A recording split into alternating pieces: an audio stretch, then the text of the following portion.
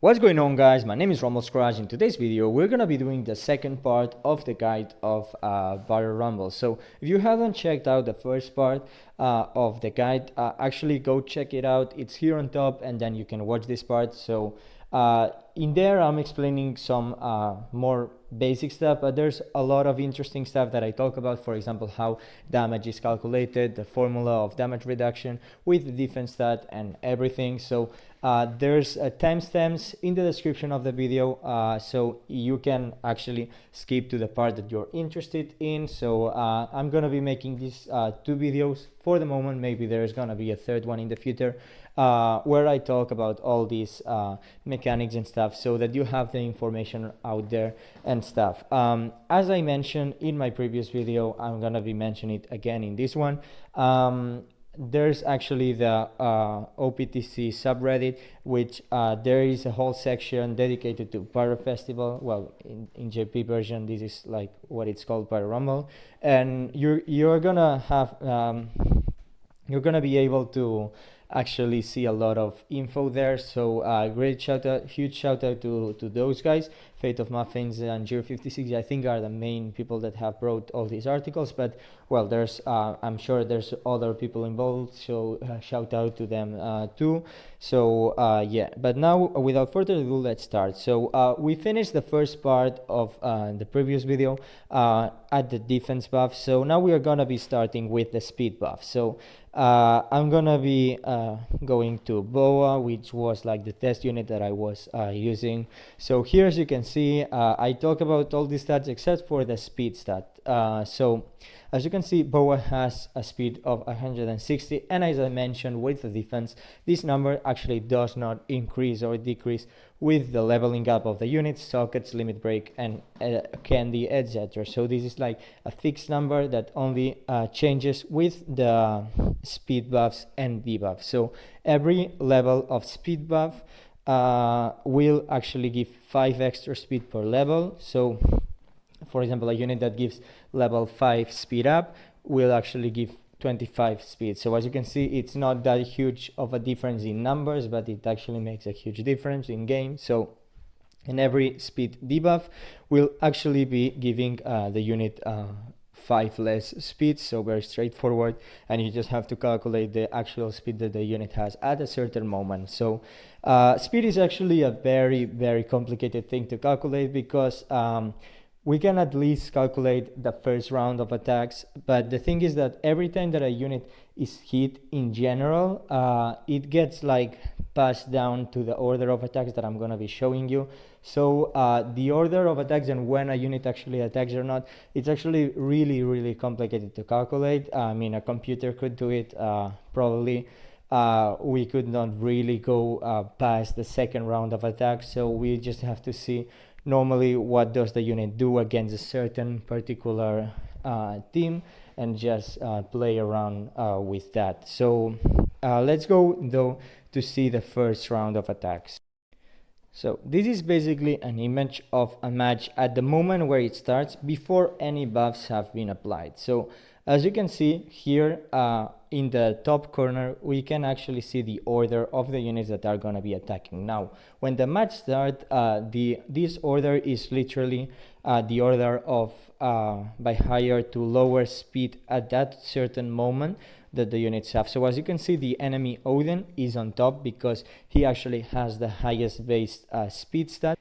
And then there's my Roger, and then there's their Roger. So as you can see here, the units that have a similar speed are actually in a very similar way, but then there's my Luffy Sanji, then there's Kizaru, and well, there's the other units, but we cannot see them at the moment. But right when the match starts, so as you can see here, where all the buffs are applied, as you can see, my team has level 8 speed buff, and the enemy team have level 11 in general, apart from the Dofi speed buff. So their enemy units are actually getting higher speed. So as you can see, the order of attacks has changed. So the Roger actually will attack first, than my Roger, because the enemy Roger actually has 15 extra speed than my Roger. So as you can see, the Odin is already attacking here in the middle of the screen. So Odin is still the first one, but then instead of Kizaru being here in last, he's actually the third unit to attack here after all the buffs, and then my Roger and Luffy Sanji will attack 4th and 5th, and then the Dofi. So as you can see, the first order of attacks is really easy to calculate. You just have to calculate the speed and stuff. The thing is that every time that a unit is hit, it actually gets a little bit delayed in that chain. By experience, I would say it's kind of hard to say, but it actually gets delayed like maybe 3 to 4, maybe 2 spots in this chain, depending on the speed that the units have. So I think, I'm not really sure how exactly does this work, but I think that every time they get hit, they get like a momentary speed down, I would say. And then if the unit actually has less speed than another one, then the other unit will attack first. So sometimes I think that's why a unit gets hit and actually does not get delayed and attacks right after getting hit.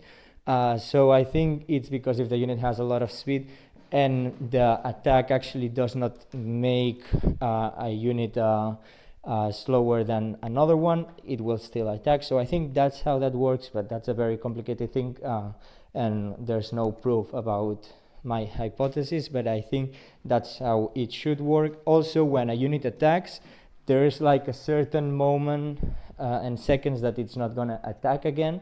So I think I have calculated it a little bit, and I think depending obviously on the speed, but when a unit attacks, at least 5 or 6 seconds have to pass before the unit actually appears in the chain again. So maybe it will attack really early again, or at least I would say a unit will be attacking, depending obviously on the positioning and the speed buffs and stuff, every 10 to 15 seconds, I would say.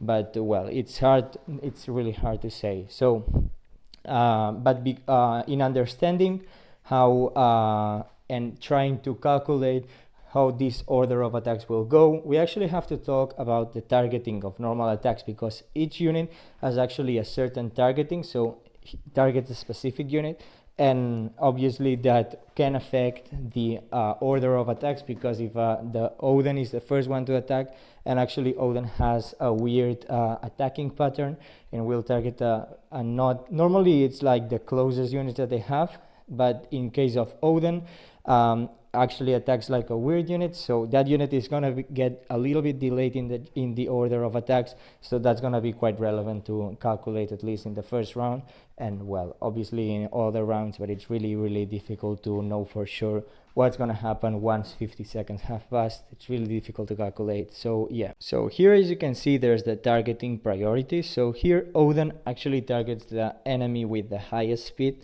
But normally what all the units do is actually, like most of the units do, is actually target the unit with which is closest to them. Now I'm gonna be talking about what this closest means, targets closest enemy. So as you can see, if we go back to the image, we can see that actually there's like some front row units and then some units that are in the back. So unfortunately here in this image, Roger is like shaded by the order of attacks, but Roger is right there, and you can see that the Odin is actually going to attack Roger, because as you can see in the order of attacks, Roger is the unit with the highest speed, because it's the one that is higher in the order of attacks. So Odin is actually gonna target Roger, and Roger is gonna get delayed. So actually the first unit of mine that's gonna be attacking, it's Luffy Sanji.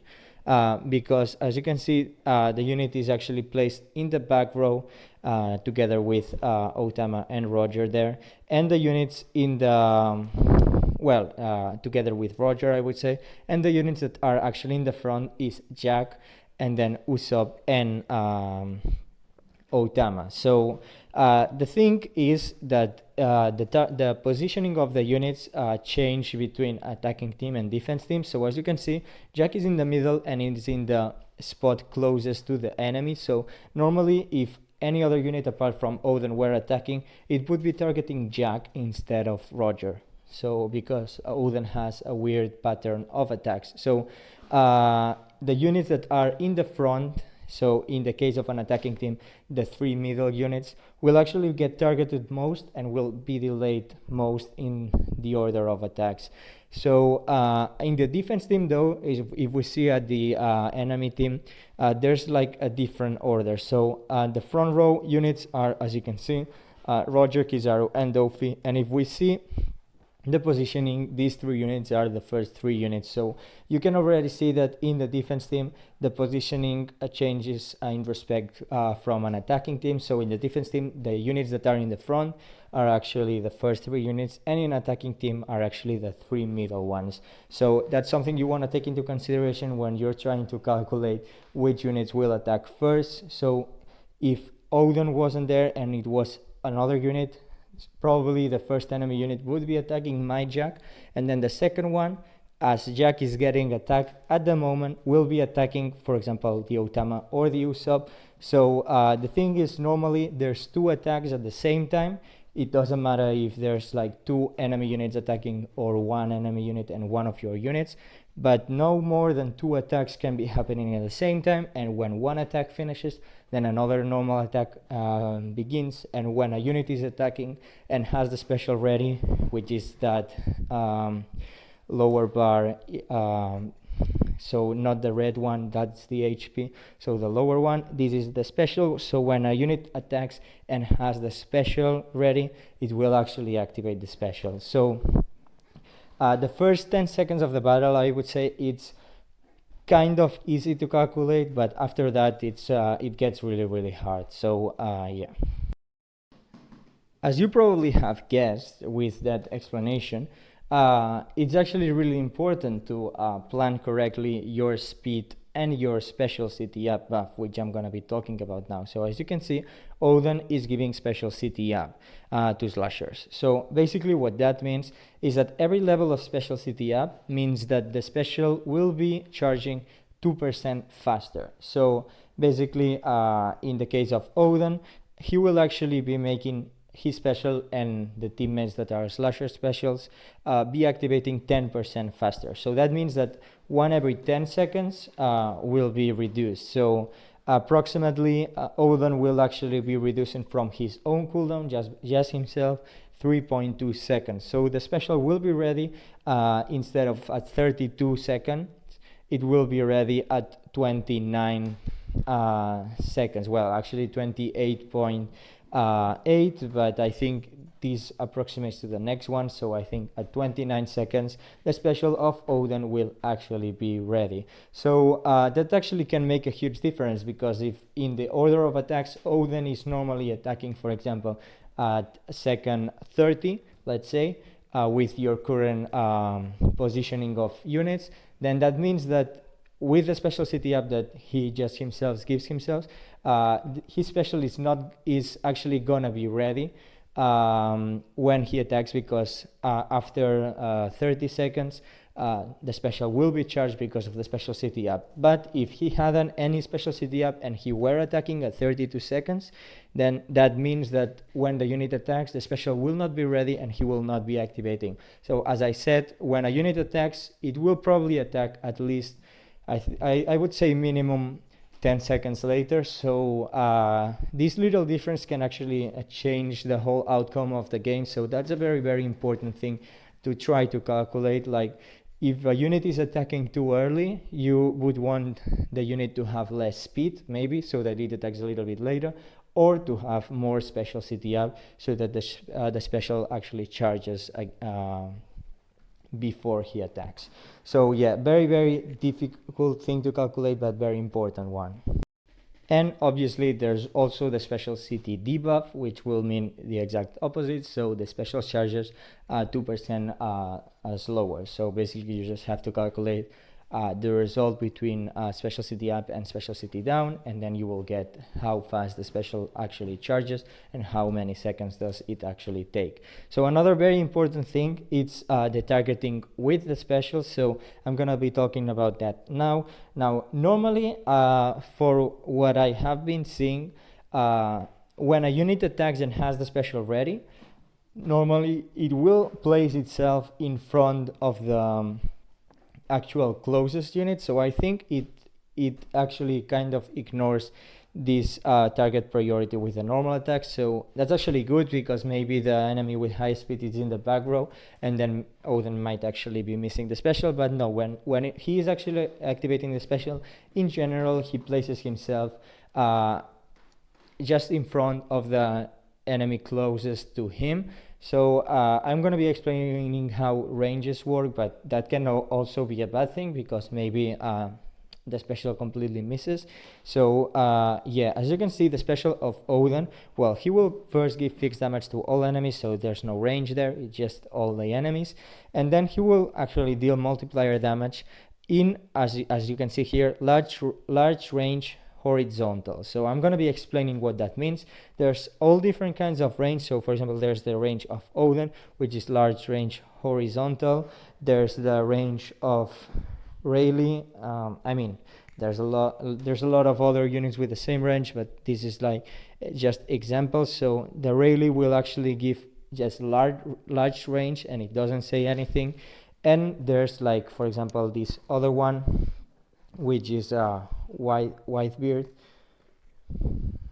if I can type, PvP Whitebeard, which will actually with a special give damage in a range of medium range horizontal. So there's also the frontal range, and I'm going to be explaining what that means. And there's like 3 different sizes. So there's small range, medium range, and large range. So there's actually a graphic made by the guys in the subreddit, and I'm gonna be showing it to you guys. So again, huge shout out to them for giving all this material to the community. So yeah. So here you can see the actually areas of activate and effect of depending on the range of the unit. So the red spot is actually the actual unit, and then it says it depending on radial, forward, or lateral. So this is like JP terms, but in terms of global terms, radial, it's actually when it does not say anything in parentheses. So it does not say frontal or horizontal. It just says like Rayleigh, for example. Large range, this is radial. So this is actually, as you can see, the highest range possible. I would say the best one. And it depends on obviously on the size. So if it's small, as you can see, it targets a small amount of units. It's medium, it's okay, and then if it's large, it's really high.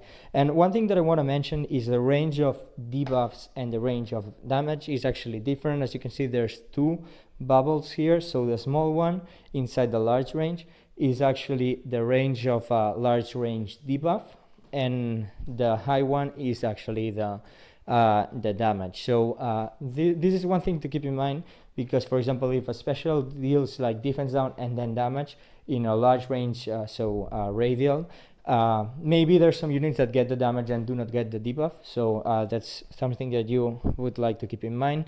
And well, as you can see here, there's like a grid like representing where the unit is placed. So each square would be a unit. As you can see, the radial range actually, it's really great, and will probably not really miss a lot of units. So yeah, then there's the forward one, which is the frontal in global.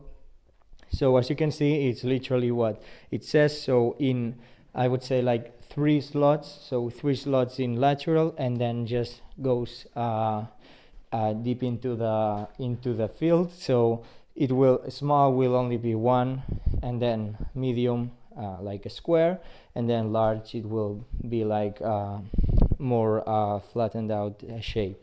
But here in the lateral one, which is the one that I'm going to be showing you with Odin, is actually, and the same with PP Whitebeard, is actually this shape. So PP Whitebeard will be dealing this first one, and Odin will actually be dealing the second one. So large horizontal range is that second one, which is that is what Odin does, and then Whitebeard will be dealing a smaller one. So just straight off the top, I would say that the lateral one is actually, so the horizontal one is actually kind of worse than the other one. I mean, in the case of the large, it depends, but in the case of the medium, you can already see that it's definitely better frontal range than horizontal, and the same with radial. But in the case of the large, between frontal and horizontal, it might be better to have actually, like in some scenarios, like the targeting of Odin than another unit. But as you can see, the best one is the radial, definitely. So yeah. So here I have a capture of Odin actually activating the specials, and you can very easily see the shape of the targeting. So this yellow stuff is actually showing the units that he's targeting. So as you can see here, it's very useful, the fact that it's horizontal, because it actually gets units that are really far away, like Odin and stuff. If it were frontal here, probably the enemy Odin would not have been targeted. So yeah, I mean, it has its uses, but as you can see here, I think it is captured really clearly, the units that he's actually targeting. And here I have an image of the Rayleigh activating. So radial range, as you can see, Rayleigh is actually targeting the PvP Whitebeard that is positioned behind him. So radial range, really good, because as you can see here, I have another image, and as Odin is positioned right in front of B3 Law, he's actually missing Roger, and what is that other unit? I don't know what that other unit is, but he's actually missing Roger, which because Roger is a little bit forward to him than him, and so behind Odin.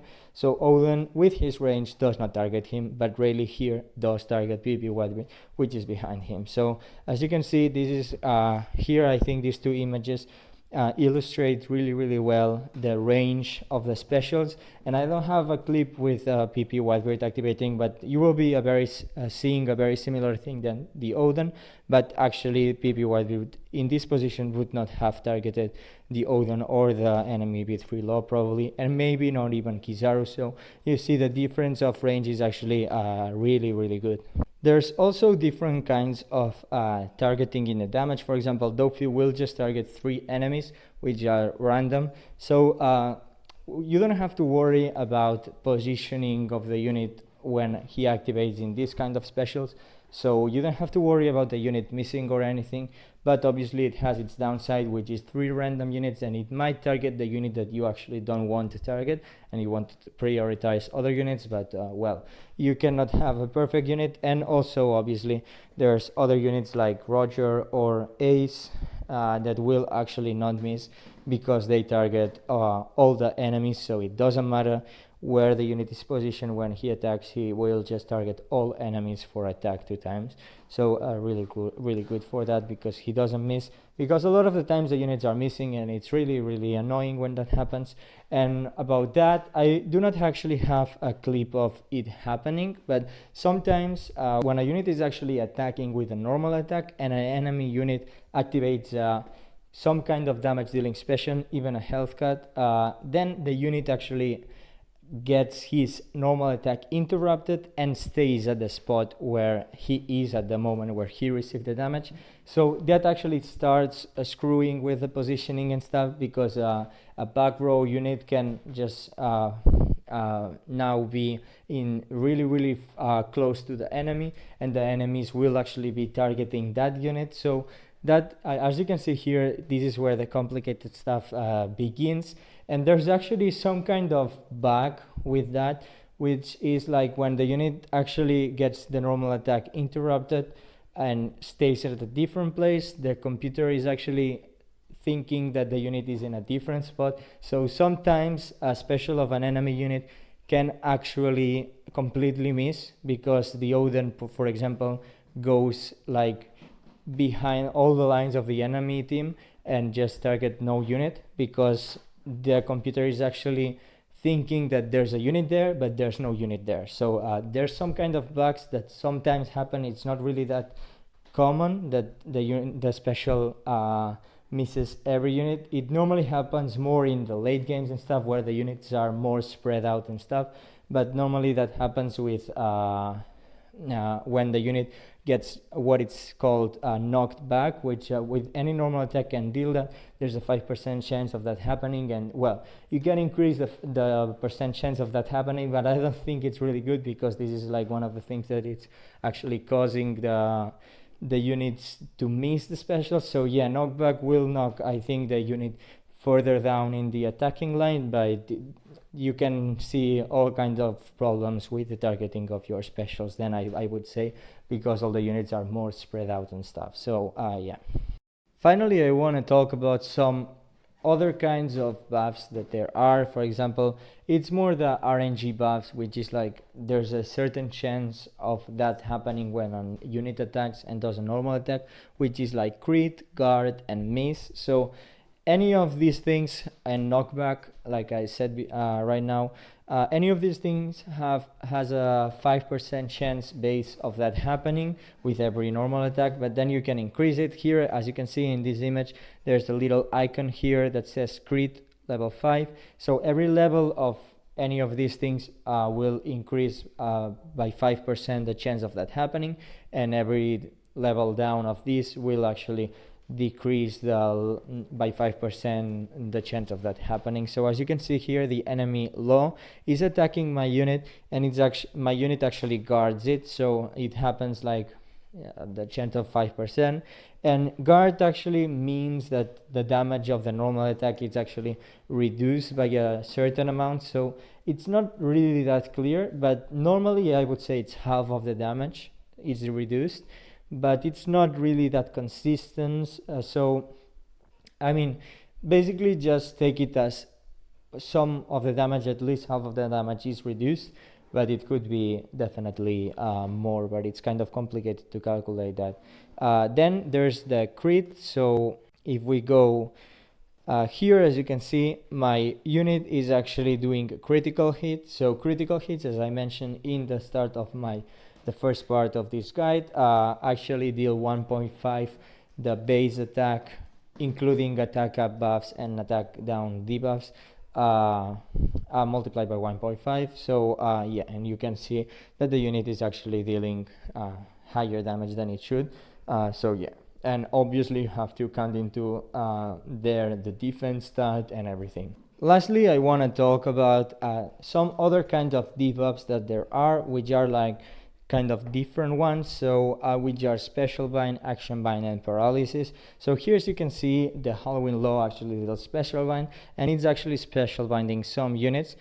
Law is actually guaranteeing 100% chance of special bind of the whole enemy team, but as you can see, there's some resistances, and Roger actually resists special bind, so he will not get special binded. What special bind actually means, there's this little gray icon in the bar of the special. So what it will mean is like the game will consider that the unit has no special ready, and it will just attack with a normal attack, so it will not activate. So that can actually be a huge problem when you're planning, like you want a certain unit to attack at a very precise moment, and then if it's special binded it does not, and then you have to wait at least another 10 seconds for the unit to attack and activate again. So that can actually mess up the run. And yeah, but then there's also special action bind, which the Halloween Shanks actually does special bind, and as you can action bind. And as you can see here, it's like this chain, and it actually says the seconds in the middle that are left for that to go away. And basically what that means is it's like a stronger version. So the unit will actually do nothing. It will not appear in the attack order, as you can see here in the corner.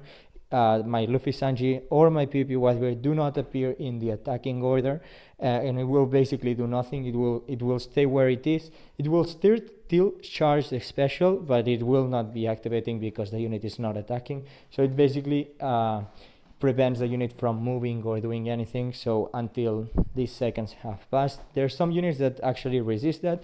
Roger also resists action bind. So Yeah, there's also Paralysis, which I do not have an image of, but it's also, there's like in the top corner of the image of the unit, there's actually like an icon of like a lightning, and basically what that will mean is that when a unit does a normal attack, it will not deal the normal attack.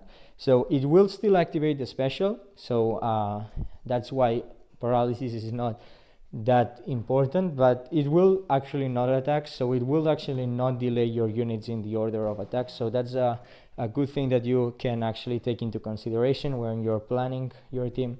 So yeah, Paralysis will prevent the enemy units to do normal attacks. So any crit based team and stuff, it gets screwed by Paralysis though, so that's a very good thing. Well, there's a lot of other things that I could be talking about, but I think I will end this second part of the guide here. Maybe in the future I will do a third part explaining more concrete things, like how does the special work when the unit comes in from the bench, when a unit dies, where does the unit go, and stuff like that.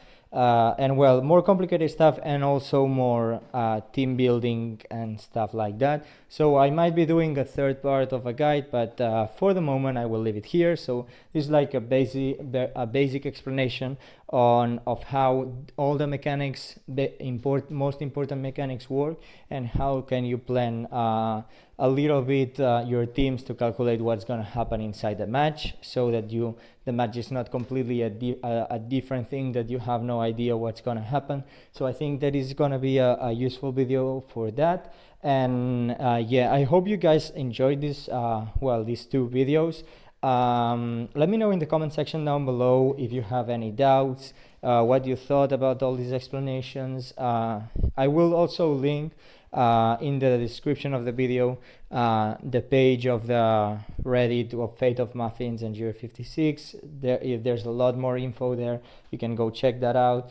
Well, I think this was like a summary of all the important buffs and stuff that I wanted to talk about. There's obviously a lot of other things that are also really important, but this is what fit in both of these videos. So yeah, I hope you guys enjoyed this guide, and like, comment, subscribe, and I'll see you in the next one. Bye bye.